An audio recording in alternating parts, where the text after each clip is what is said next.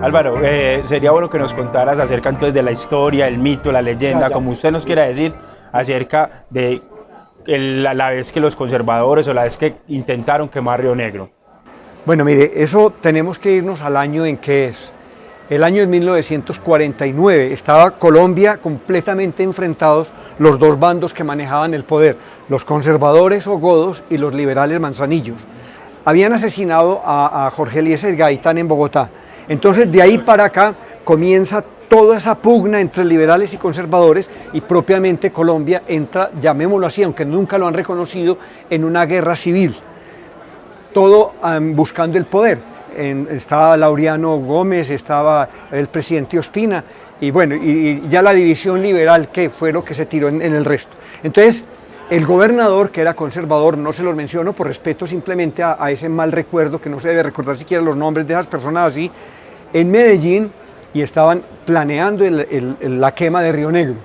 Entonces la orden que dio el gobernador era que los de Guarne y los de Bello, que un poco de bandidos que contrataron para eso, de esos dos pueblos profundamente conservadores en ese entonces, debían de venir a Río Negro y al meterse en la esquina del parque, debían de entrar por Santa Elena. Entonces, al entrar por el parque, en toda la esquina les indicaron la casa que era, o sea, quemar la esquina de don Arnulfo Aristizábal, donde estaba el California. Pero ¿qué fue lo que ocurrió? Que entonces los bandidos, porque eso era un mundo de bandidos, que vinieron en unas escaleras, el buzo escalera, pues la chiva. Las chivas. Vinieron, entonces se vinieron fue por la autopista, pero por lo que hoy es la autopista no existía en esa época, eran unas trochas propiamente.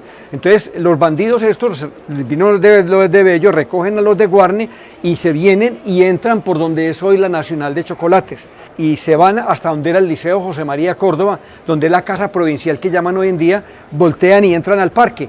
Y se equivocaron la esquina, entonces ellos entraron, el almacén que había en esa esquina, donde es hoy exactamente Fotojapón. Fotojapón, lo que era Fotojapón, entraron por ahí. Ahí, en esa esquina, exactamente. Esa esquina era la esquina de Río Negro, muy charro en esa época, casi los que habitaban las caseronas del parque eran todos conservadores. En el atrio era una familia Restrepo, un mundo de viejitas conservadores.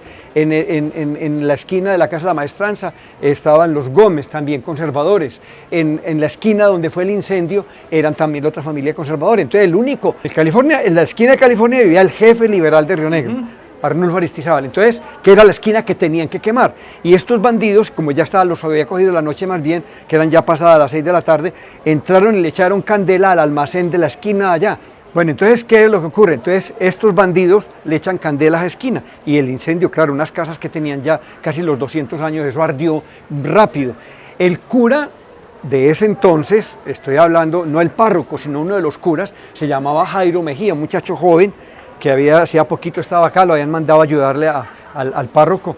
Entonces él salió salió y vio ardiendo esa esquina y él tenía una chatarrita de carro. Cogió el carro, lo prendió y salió por Santa Elena desesperado a traer los bomberos a Medellín. Aquí en Río Negro todavía no había bomberos. Los bomberos comenzaron fue en 1954 para acá. Los bomberos voluntarios. Si había algún incendio en Río Negro todo o cerca ardía. de Río Negro, todo se tenía que quemar, menos de que alguien fuera en carro por gente a Medellín. Entonces llegó, imagínense, en ese entonces para venir se demoraba una hora y media, porque era destapado y todo eso. Por trocha, sí, no, pero estaba la carretera ya, pero destapada. Entonces vienen y el incendio avanzó cogiendo dos casas grandes que había en esa esquina. La de la esquina que les menciono y la casa que seguía a continuación, que era amarilla, llena de balcones, era la casa donde había vivido la familia Córdoba hasta que murieron las hermanas de Córdoba. El incendio lo lograron apagar, no, lo apagaron cuando ya llegaron los bomberos, pero lo más charro fue que la gente, como el cura tocó campanas en ese entonces cuando había un incendio, se tocaban las campanas tan, tan, tan, tan, tan, tan, tan, tan, tan, era el sonido que uno le tocaba, porque a mí me tocó también tocar una vez en un incendio de esos. Entonces, ese cuento, ¿qué fue lo que pasó? El incendio duró casi toda la noche y los rionegreros, cuando escucharon las campanas, en vez de salir a defender su pueblo, lo que hicieron era que cogían los niños y las familias y todo el mundo desocupó el pueblo en 2 o 3 minutos. Huyeron del pueblo mientras se estaba quemando la casa. Se estaba quemando de huida a los bandidos, porque eran varios. Pensando que eran 30 o 40 bandidos armados, porque ellos vinieron armados con revólver y con escopetas que les habían conseguido por parte de la gobernación. Entonces el pueblo lo desocuparon completamente. Ya llegan los bomberos y a otras personas, entre ellos mi papá era uno de esos que me contaba ese cuento, que ellos ya se agarraron a defender. ¿Por qué? Porque otros vinieron a tratar de meterse en la alcaldía, abrir la alcaldía, y otros fueron a otras oficinas públicas que había en ese entonces, la oficina de telégrafo y eso. Entonces ellos se encargaron de enfrentarse contra los bandidos. Ahí la policía en ese entonces, para que la gente sepa, era la policía municipal, que eran 2 o 3 policías pagados por el municipio, pero eran policías conservadores, godos. Eran los mismos godos. No, eran los mismos bandidos que estaban ayudando. Atacándose entre claro. bandidos. Entonces, de todas maneras, ya cuando la gente vio que apagaron el incendio, la gente fue viniendo ya y los liberales ya se armaron en las esquinas, entonces el incendio acabó. Ese es el famoso incendio. Noviembre de 1949.